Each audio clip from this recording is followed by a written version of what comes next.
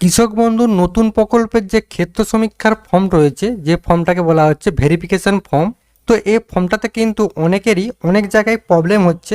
সেই জায়গাগুলো তোমাদেরকে আমি আজকের ভিডিও জানিয়ে দেবো। তো প্রথমে কৃষক বন্ধুর আইডি অর্থাৎ কেবি আইডি তোমরা কিন্তু এটা অনলাইন থেকে পেয়ে যাবে, দেখে এখানে লিখে দেবে। এরপর রয়েছে সুবিধাভোগীর নাম। এখানে কি নাম তোমরা লিখবে, মানে কি দেখে তোমরা নামটা লিখবে। এখানে তোমাদের ব্যাংকের অ্যাকাউন্টে যে নামটা আছে তোমরা সেটাও লিখতে পারো। তাছাড়া যখন তোমরা কৃষক বন্ধুর আইডি নাম্বার সার্চ করবে, সেখানে যে নামটা আছে তোমরা সেই নামটাই অর্থাৎ সেই স্পেলিংটাই তোমরা লিখবে।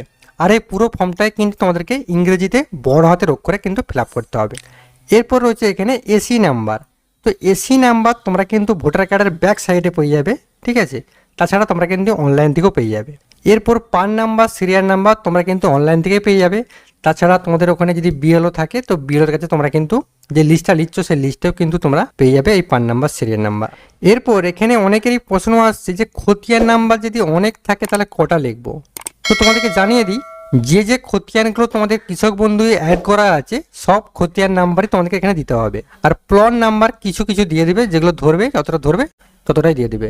এরপর এখানে যেটা বলা আছে চাষযোগ্য জমির পরিমাণ, তোমাদের রেকর্ডে কিন্তু টোটাল পরিমাণটা আছে, এখানে শুধুমাত্র বলা হয়েছে চাষযোগ্য জমির পরিমাণ। মানে যেগুলো বাস্তু বা খামার এই ধরনের যদি তোমাদের শ্রেণী থাকে সেগুলো বাদ দিয়ে শুধুমাত্র চাষযোগ্য জমির পরিমাণটাই তোমরা কিন্তু এই ঘরটাই বসিয়ে দিবে। এরপর রয়েছে আরওআর এর তারিখ।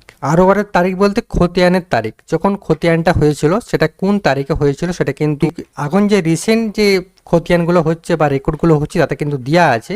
তো আগের কিন্তু দেওয়া থাকেনি, তোমরা একটা আনুমানিক বসাবে বা তোমরা দলিল দিকেও কিন্তু বসাতে পারো। এরপর রয়েছে এখানে তোমরা যে জমিটা পেয়েছো সেটা কোন সূত্রে পেয়েছো। এখানে কিন্তু অনেকগুলি অপশন দেখতে পাচ্ছ রয়েছে। প্রথমে আছে পারচেস, যদি তোমরা কিনে থাকো তাহলে পারচেস লিখবে। এরপর রয়েছে ডেথ মিউটেশন।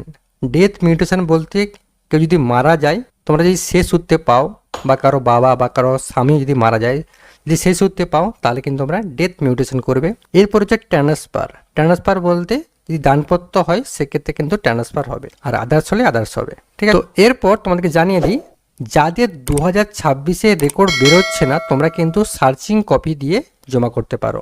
মানে 2024 বা 25 সালের রেকর্ড জেরক্স করে তার সাথে একটা সার্চিং কপি দিয়ে তোমরা জমা করতে পারো। আচ্ছা, এখানে যাদের প্রবলেম হচ্ছে পাউস ডিটেলসে, তো যারা সিঙ্গেল আছো তোমাদেরকে কিন্তু একটা আনম্যারিড সার্টিফিকেট পঞ্চায়েত থেকে নিয়ে জমা করতে হবে, ঠিক। আর যাদের স্বামী বা স্ত্রী মারা গেছে তাদেরকে কিন্তু ডেথ সার্টিফিকেট এই ফর্মটার সঙ্গে দিয়ে জমা করতে হবে, ঠিক। আর তোমাদের যদি আরও কোনো প্রবলেম থাকে আমাকে কমেন্ট করো, আমি কিন্তু ভিডিও বানিয়ে তোমাদের সাথে শেয়ার করবো, ঠিক আছে।